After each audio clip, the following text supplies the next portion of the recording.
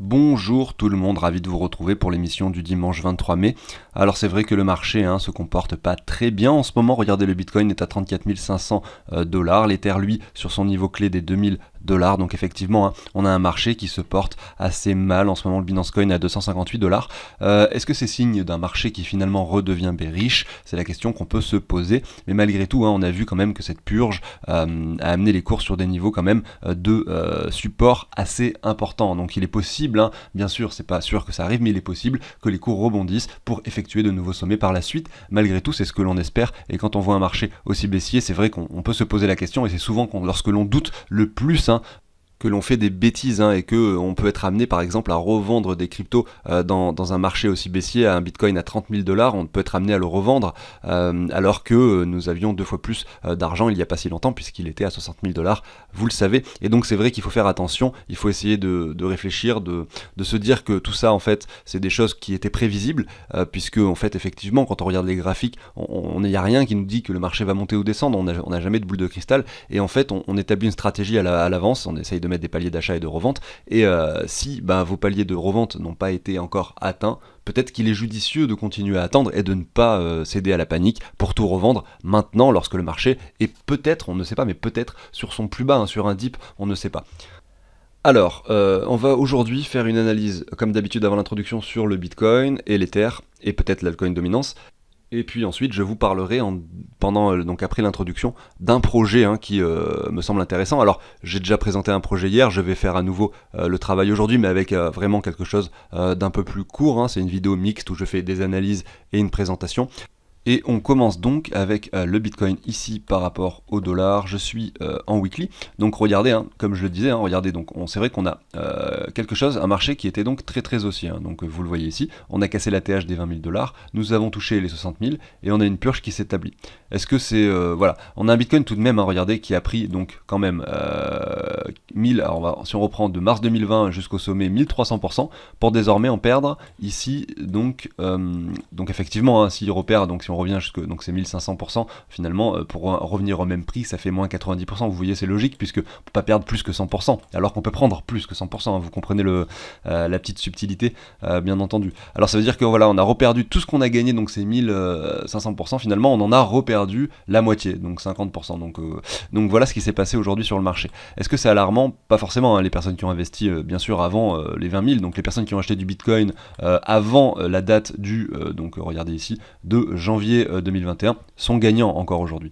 Donc c'est pas forcément quelque chose d'alarmant. Pour toutes les personnes qui ont acheté sur des bougies vertes, effectivement, c'était peut-être un peu du FOMO, puisque vous le savez, on essaye toujours d'acheter sur des bougies rouges. Donc vous auriez pu par exemple acheter ici, vous seriez en négatif, mais vous voyez, il faut essayer d'acheter toujours sur des bougies rouges et essayer de vendre sur des bougies vertes. Là aujourd'hui, les bougies vertes, vous voyez, il n'y en a plus, on n'a que des bougies rouges, on revient tester un niveau intéressant, vous le voyez ici, donc c'est peut-être un bon moment pour investir pour quelqu'un qui n'aurait encore pas mis une seule bille sur le Bitcoin. Si c'est quelque chose qui vous intéresse, et si effectivement c'est un investissement qui ne vous intéresse pas du tout, eh bien essayez d'aller voir d'autres crypto-monnaies, si vous voulez pas investir dans le Bitcoin et que vous avez établi une stratégie sans Bitcoin, voilà, ça peut être aussi viable, probablement plus risqué, mais aussi viable. Et si jamais les autres cryptos ne vous intéressent pas non plus, vous êtes probablement pas sur la bonne chaîne YouTube, bien sûr.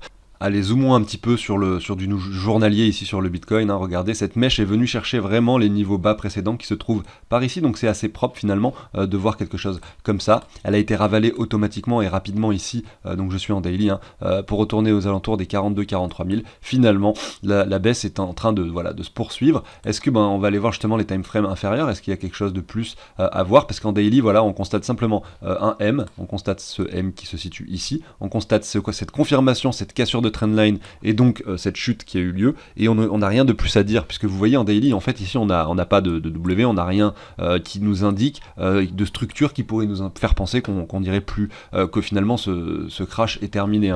Il va falloir essayer d'identifier ça peut-être sur des time frames plus courts. Allons voir peut-être en 4 heures. Et vous voyez, c'est la même chose, on n'a encore rien en 4 heures qui nous indique que ce crash est prêt, donc est potentiellement terminé. On a malgré tout quelque chose, regardez, en 4 heures, c'est intéressant à voir, on a malgré tout un marché qui nous dit que potentiellement ici, alors je vais mettre ça en jaune, donc une divergence est en train de se dessiner. Alors ça c'est intéressant à voir, mais c'est pas encore confirmé. On a cette divergence qui se situe ici, avec un RSI qui est haussier, donc peut-être un ralentissement de cette chute, hein.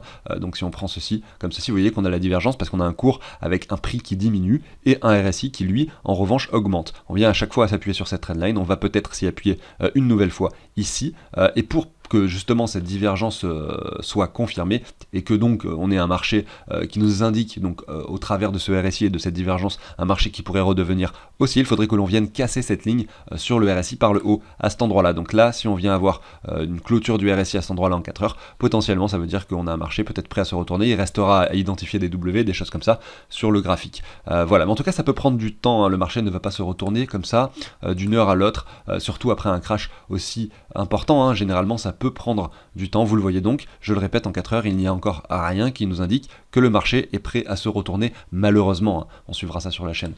Si on regarde maintenant en 1 heure. Alors en 1 heure, qu'est-ce qui se passe? On a un marché finalement qui est venu chercher, donc on voit, c'est la même chose, hein. On voit quelque chose d'à peu près similaire. Malgré tout, vous voyez, les clôtures ici sont un petit peu différentes. On a des clôtures de corps de chandelle ici à 33 800, et là vous voyez, on n'a pas clôturé en dessous. Donc en 1 heure, on peut se dire que potentiellement, on peut être encore amené à former ce W1. Donc attendez, je vais du coup me dessiner ça comme ça. Donc ça peut être encourageant en 1 heure si jamais, par exemple, regardez, on prend ce RSI, on est revenu dans la zone de rechargement ici, on revient à nouveau dans cette zone de rechargement. Donc on a tout de même l'impression que le marché pousse vers le bas, hein, que les vendeurs sont toujours présents. On a cette trendline qui pourrait se situer à cet endroit-là. Je vais supprimer celle-ci. On a finalement cette ligne horizontale donc de support désormais, alors que je vais mettre sur les corps de chandelle ici, vous voyez. Donc on a un joli triangle ici, hein. Ça nous forme un joli triangle, et vous le savez, les triangles rectangles, donc c'est un triangle rectangle, sont 7 fois sur 10 cassés par leur ligne horizontale. Alors est-ce que ça va encore se vérifier ici? Peut-être, et que si donc ça se vérifie à nouveau, qu'on a un marché qui revient sur cette trendline mais qui n'arrive pas donc à la casser par le haut, et qu'on revient à nouveau tester cette trendline par le bas, il y aura tout de même une probabilité très importante pour que le marché casse ce niveau par le bas. Et dans ce cas-là, si on vient casser ce niveau par le bas, la question c'est quels sont les targets qui sont imaginables. On pourrait très bien casser cette trendline par le haut, et dans ce cas-là, ce triangle rectangle serait invalidé, et là on aurait ce W que vous visualisez ici, qui pourrait se confirmer par la suite. Malgré tout, voilà, on ne sait pas encore ce qui se passera, et on va essayer de voir un petit peu. Si je retourne en weekly, alors il y aura peut-être mes lignes qui vont gêner, je vais le supprimer en off. Et donc voilà, si ce triangle rectangle dont je vous parlais tout à l'heure est amené à casser par le bas, donc vous l'avez vu sur le 1 heure, on pourrait sans problème revenir peut-être titiller ce niveau des 61,8 aux alentours des 27 000 $ pour un Bitcoin. Est-ce que ça va arriver? Je ne sais pas. En tout cas, ce qui est sûr, c'est que regardez ici en weekly, au niveau de ces corps de chandelle, il ne faudrait pas que l'on clôture en dessous de ce niveau. C'est-à-dire qu'on pourrait revenir tester ces 27 000 pour aussitôt rebondir peut-être et clôturer au-dessus ici en weekly. Ce qui voudrait dire que finalement, c'est pas si alarmant. Si jamais on vient donc clôturer une bougie hebdomadaire en dessous de cette ligne que je viens de tracer de façon assez dégueulasse en jaune, que je vais vous remettre ici, alors je vais vous descendre celle-ci, voilà, vous voyez les clôtures de chandelle ici, il ne faudrait pas que le cours vienne clôturer en dessous de ce niveau des 32 159 $ pour être vraiment très précis, alors que c'est vraiment inutile d'être aussi précis, bien entendu. Voilà pour ça, donc j'en ai fini bien sûr avec le Bitcoin, vous voyez un petit peu le graphique, vous voyez un petit peu ce qui se trame, et si jamais on était amené à rebondir sur le niveau actuel, ce qui est aussi fortement possible, puisque vous le savez, le crypto fear est très bas, je pense que beaucoup de gens sont en pleine panique en ce moment, et beaucoup de personnes revendent leur crypto en se disant que c'est vraiment la fin du bull run, alors que vous le savez généralement, quand on a un marché baissier, le marché, comme un marché aussi, le marché ne va pas tout le temps dans la même direction, et même si ça devait être la fin du bull run, je serais pas étonné que, même si nous revenons toucher ce niveau des 61,8 aux alentours des 27 000 $, de voir un cours qui grimpe à nouveau peut-être pour venir retester cette ligne, donc cette trendline qui se situe par ici, bien sûr, avant de continuer le crash du bull run qui serait fini, chose dont je ne pense pas, je ne pense pas que ce soit le cas, et après une confirmation de ce géant M que vous visualisez ici. Ça serait vraiment quelque chose de plausible si jamais c'était la fin du bull run, et je pense que évidemment, ça serait beaucoup plus intéressant de vendre ces cryptos plutôt dans cette zone-là, vous voyez, que dans cette zone-là. Et il y a beaucoup de gens qui cèdent à la panique et qui le font probablement au mauvais endroit après 2 semaines hebdomadaires négatives que l'on visualise ici, si on prend de mèche à mèche, de moins 50% environ. Et là où ça pourrait être piégeux, justement, ça serait que le marché finalement fasse ceci, c'est-à-dire qu'on vienne retester ce niveau, qu'on commence à dessiner le M, que tout le monde crie au scandale, qu'au Bitcoin terminé, etc., que finalement ce M ne se confirme pas, vous voyez, et qu'on vienne ensuite faire ceci, donc attendez, je vais essayer d'avoir un petit peu plus de visu, et qu'on ait donc un triangle qui se dessine comme ça, vous voyez. Alors effectivement, si c'est un triangle rectangle, ça serait un petit peu mauvais pour le Bitcoin, et qu'ensuite on casse ceci par le haut, et là finalement on vienne commencer à confirmer des doublés, etc. Ben, je peux vous dire que là, à cet endroit-là, il y a beaucoup de gens qui auront vendu, à cet endroit-là, il y aura peut-être des gens qui se seront dit, ah, ça va continuer à monter, et ils n'auront pas vendu, ça retourne à cet endroit-là, ils disent, bon, bah là c'est bon, une fois, deux fois, c'est bon, je revends. Vous voyez, donc ça peut être quelque chose qui fait vraiment douter tout le monde sur une période de temps assez importante. Alors là, vous voyez, il y a écrit 2022, je pense que l'échelle de temps que je viens de dessiner n'est pas forcément viable, hein. Il y a des chances pour que ça se passe beaucoup plus rapidement que ça, c'est simplement pour que sur le visuel, vous ayez quelque chose d'un peu plus pertinent ici. Voilà, donc j'en ai fini du coup cette fois-ci avec le Bitcoin. Je continue avec l'Ether. Regardez en weekly, pas grand chose de plus à dire que ce que je vous disais il y a quelques jours, hein. Nous avons effectivement eu ce W à cet endroit-là qui s'était traduit par quelque chose d'haussier. On avait cassé ce niveau des 2000$ que je pensais définitif. Finalement, on est revenu mécher en dessous au niveau des 1900$ ici.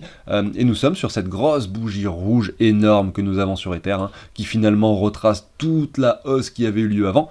Malgré tout, on le verra après, hein, mais on a quand même un Bitcoin qui est au même niveau environ que le mois de fin décembre 2020, avec des altcoins qui sont tout de même plus élevés, hein. Mais on verra ça sur l'altcoin dominance juste après. Parce que en décembre 2020, l'Ether était encore loin de son niveau des 2000$, alors que le Bitcoin avait le même prix qu'actuellement, ce qui veut dire que les altcoins tout de même, malgré cette chute par rapport au dollar, ont une configuration plus intéressante qu'en décembre 2020. Voilà. Donc ici l'Ether, voilà, il revient tester finalement cette neckline, hein, vous la voyez à cet endroit-là, je vais vous la dessiner, tout simplement sur ce niveau important, où on vient en ce moment, hein, on est en train d'hésiter sur ce niveau-là. Si on se met donc en daily, c'est pareil, hein, c'est comme sur le Bitcoin, il n'y a rien qui nous dit que le crash est terminé, hein. Ici en daily, regardez, on a encore une bougie rouge, ici on est toujours sur ce niveau clé, hein, des 2000$, donc pour l'instant, rien de plus à dire. Et si on se met en 4 heures, qu'est-ce qu'on peut visualiser sur l'Ether? C'est pareil, on a à chaque fois un marché qui vient chercher un plus bas. Alors on a eu cette mèche d'excès à cet endroit-là, 1857, qu'on n'est toujours pas venu,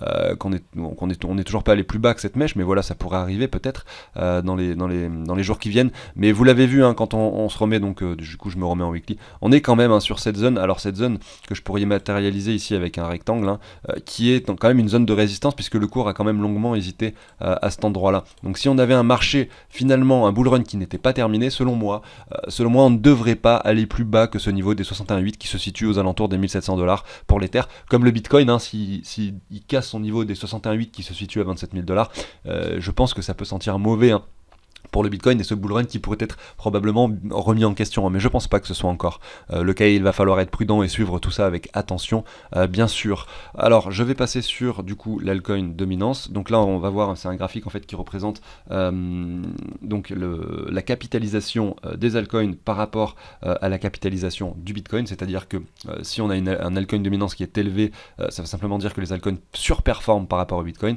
et inversement. Donc ça veut dire que là, regardez, depuis le mois ici de janvier 2021, les altcoins ont énormément performé par rapport au Bitcoin, hein. Donc c'est vrai que, comme je le disais tout à l'heure, en décembre, le Bitcoin était au même niveau, mais regardez, les altcoins étaient vraiment sur des niveaux très très bas. On avait encore un IGLD à 10$, on avait encore un Binance Coin à 20$, et aujourd'hui on a des altcoins qui ont énormément performé, notamment ces dernières semaines depuis le mois de mars 2021. Voilà, vous voyez, on a cassé ce niveau, on est quasiment venu chercher le sommet. Donc un retracement également des altcoins par rapport au Bitcoin n'est pas déconnant, notamment parce qu'en plus, vous le savez, quand le Bitcoin redevient volatile, on a des altcoins généralement qui perdent de la valeur par rapport à ce dernier. C'est chose que l'on peut constater ici. Si on reprend toute cette hausse, regardez, j'ai positionné mon Fibo comme ceci, donc voilà, je vais essayer de le remettre correctement. Vous voyez, les 38,2 se situent par ici, les 0,5 au niveau de cette trendline. Donc je ne serais pas étonné, hein, que les altcoins continuent à perdre de la valeur. Espérons que ce soit avec un Bitcoin qui grimpe, hein, et pas avec un Bitcoin qui continue à descendre, sinon vous imaginez un peu le carnage. Mais voilà, je ne serais pas étonné que sur l'altcoin dominance, on ait quelque chose qui continue à être un petit peu bearish pour peut-être revenir tester cette trendline, et que dans une période de temps un petit peu plus longue, hein, le marché se reconstruise et avoir l'alt season qui se poursuit pour peut-être aller chercher un nouvel ATH. C'est ce que l'on espère tous. Bien entendu, on va suivre ça. En tout cas, on avait pu identifier ensemble ce canal. Nous avions pu, bien sûr, plusieurs fois, je vous avais dit sur la chaîne que là, nous étions sur un niveau très intéressant.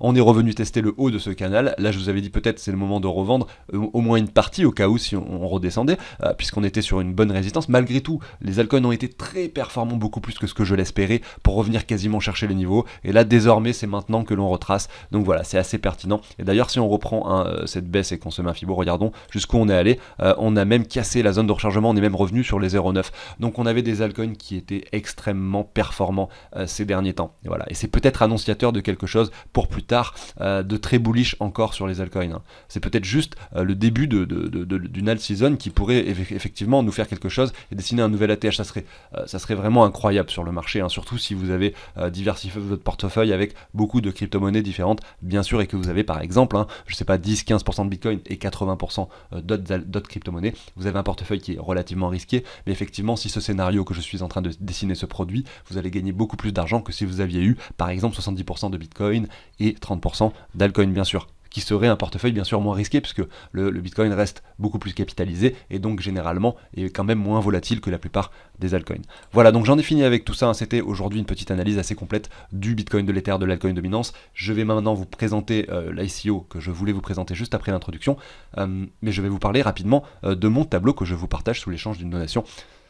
Donc le voici, hein, mais je voulais simplement aussi passer un message avant. Si vous aimez le contenu que je fais, au passage, hein, n'hésitez pas à vous abonner, à liker, à commenter, ça fait toujours plaisir. Et puis écoutez, hein, à activer la petite cloche également pour ne pas manquer les émissions quotidiennes. Excusez-moi, j'ai pas beaucoup de temps, je fais tout en une fois aujourd'hui pour enregistrer la vidéo. Enfin, en tout cas, c'est ce que j'essaye de faire. Donc ce petit tableau que je vous partage sous l'échange d'une donation, il vous permet, sous l'échange d'une donation, vous avez le lien hein, dans la description de la vidéo, il va vous permettre deux choses. Tout d'abord, il va vous permettre de récapituler tous vos investissements. Si vous avez plein de cryptos et plein de plateformes d'échange différentes, et ben vous allez pouvoir tout simplement ici donc ajouter vos propres cryptos et puis derrière indiquer la valeur que vous avez de chacune et sur la plateforme que vous voulez, et derrière vous allez avoir le récap total avec leur valeur en euros, en dollars et le pourcentage, sachant que les prix des cryptos sont récupérés en temps réel. Par exemple, si j'ajoute Engine ici, et ben vous voyez son prix vient s'afficher en temps réel. Et la deuxième chose que permet de faire ce tableau, c'est de calculer ses plus et ses moins-values, mais je reviens là-dessus juste après. Donc ici, Engine, regardez ici, voilà son prix s'affiche, il vaut 1,82$. Donc c'est assez simple, hein, c'est un stablecoin en ce moment, Engine, bien sûr, parce qu'il vaut 1$. Donc non, bien sûr, c'est une blague. Donc ici, je vais mettre ce que j'ai de Engine dans le portefeuille. Je vais dire que par exemple j'en ai 100 sur la plateforme 1 et 150 sur la plateforme 2 tout simplement, et puis derrière ça vient me dire voilà 250 Engine ça vaut $250 et puis ça fait 205 € tout simplement, et ça représente 1,2% de mon portefeuille total. Voilà, et donc vous avez ici les fiat que vous avez également, et vous avez donc ensuite vous allez pouvoir entrer ce que vous avez investi au départ et ça vous donne du coup vos gains, votre ROI sur le tableau avec la répartition, les camemberts, tout ça. Donc ce tableau est sur Google Sheet, j'ai fait un tutoriel vidéo qui vous sera transmis avec le tableau pour pouvoir le mettre en place tout simplement sur votre ordinateur, et puis vous avez un autre onglet qui permet de calculer ses plus et ses moins-values. Donc vous allez pouvoir ici par exemple ajouter tout ce que vous avez fait comme transaction par rapport à l'euro, puisque effectivement lorsque vous avez envoyé de l'argent sur une plateforme, vous allez l'avoir en euros et vous allez le changer contre des cryptos. À ce moment là vous allez mettre, par exemple vous avez acheté 2000 € tel jour, vous allez mettre ici achat, bim, 2000 €, et donc ça va l'ajouter sur ce que vous avez investi en fait. Donc là le total investi va augmenter, donc là j'ai mis 200, je me suis trompé, je voulais mettre 2000, donc ça va l'ajouter à votre total investi, vous le voyez ici. Et donc par la suite, eh bien, vous voyez que le calcul, donc le ROI est différent et les gains différents, parce que il estime que vous avez investi plus. Vous allez mettre tout simplement toutes vos transactions pour pouvoir faire le calcul du total investi. Et dès que vous allez faire une vente, et bien tout simplement ça va pouvoir récupérer. Donc là vous allez mettre, je veux récupérer 2000 €, donc vous vendez des cryptos pour récupérer 2000 €. À ce moment-là votre portefeuille valait 15 849, et donc vous savez que sur ça il y a 485 € de plus-value. C'est le calcul de l'État français pour le calcul des plus-values. Malgré tout, c'est à vous de les vérifier, de faire appel à un avocat fiscaliste si les calculs ne vous conviennent pas, ou si vous pensez que peut-être il est plus intéressant d'aller voir un petit peu comment tout fonctionne avec le farming, avec voilà, parce qu'il y a plein de choses à prendre en compte, mais c'est quand même une aide et c'est un tableau que vous pouvez potentiellement utiliser, que vous pouvez adapter selon vos besoins et qui permet de calculer les plus et les moins-values tout simplement. Voilà, donc j'en ai fini avec ce petit passage hein, sur ce tableau, à savoir qu'il y a en plus plein de tutos qui vous expliquent en détail comment faire telle ou telle action sur le tableau, ajouter d'autres stablecoins, changer les euros par exemple en francs suisses ou en dollars canadiens ou autre chose, hein, n'importe quoi. Donc voilà, vous avez possibilité de faire plein de choses et tout est expliqué à cet endroit-là. Voilà, donc j'en ai fini pour ça et on va continuer avec la suite et je passe la petite introduction. Merci de m'avoir écouté.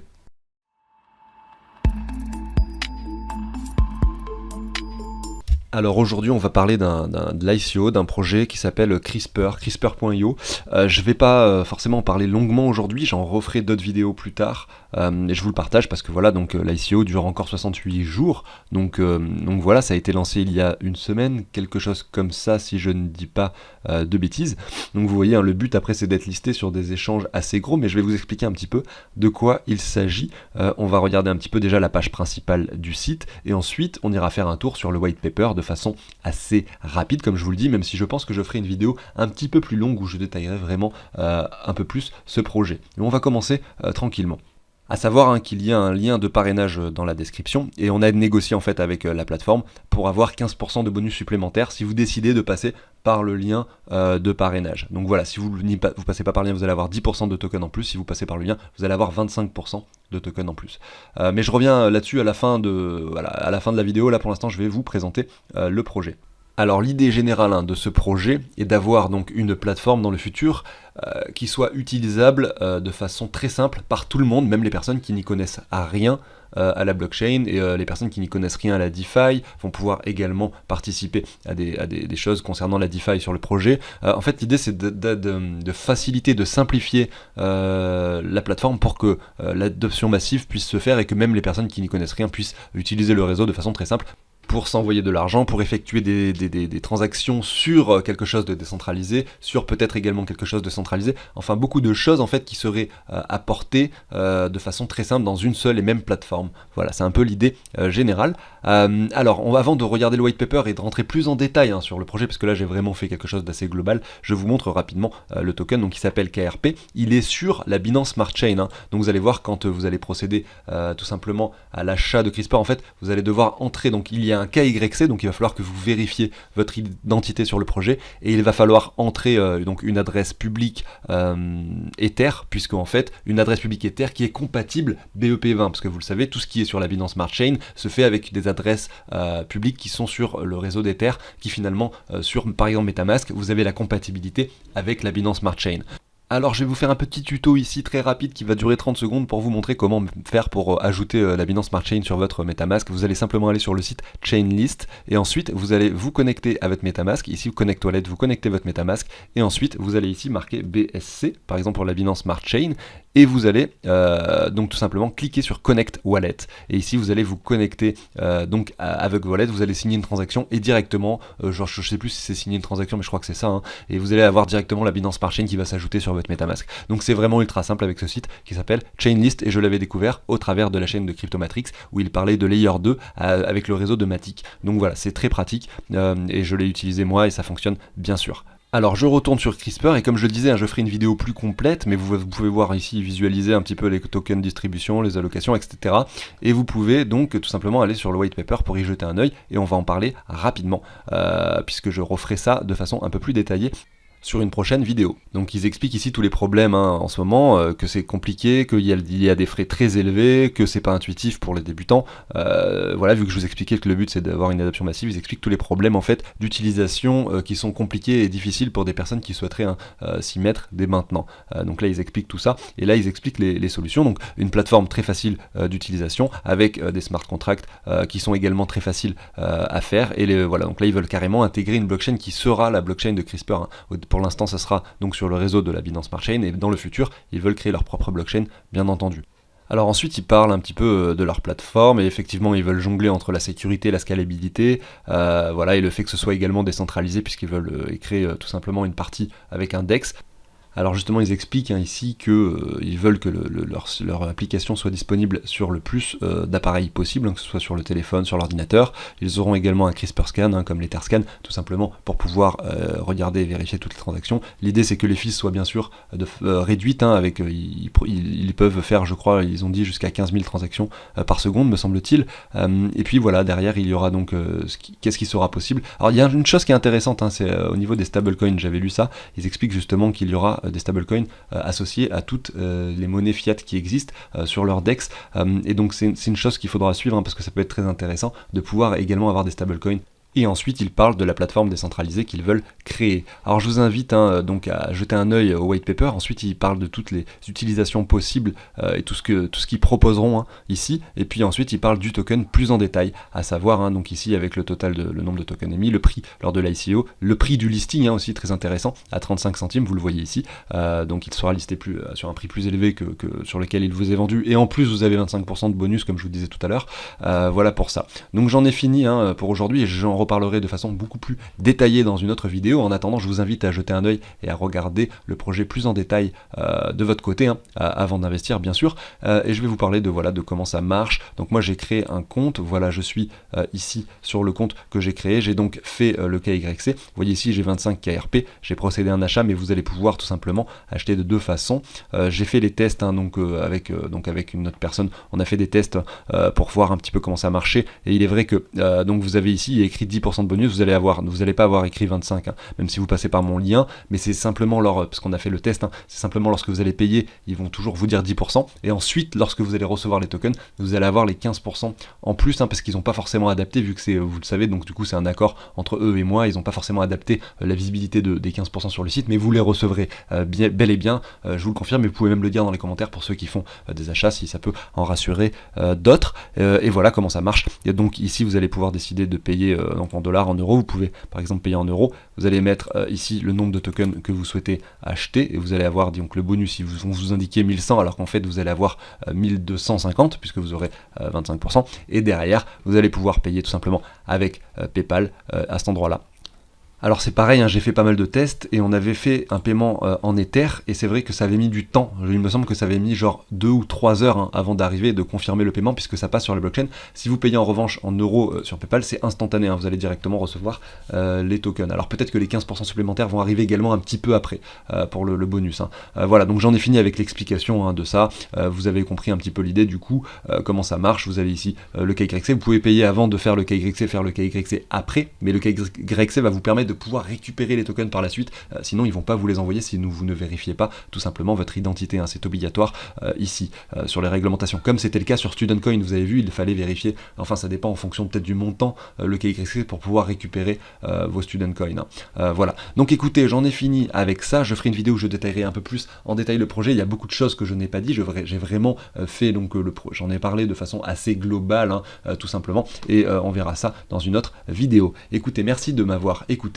Je vous souhaite une très bonne journée et je vous dis à très bientôt sur la chaîne. Salut tout le monde!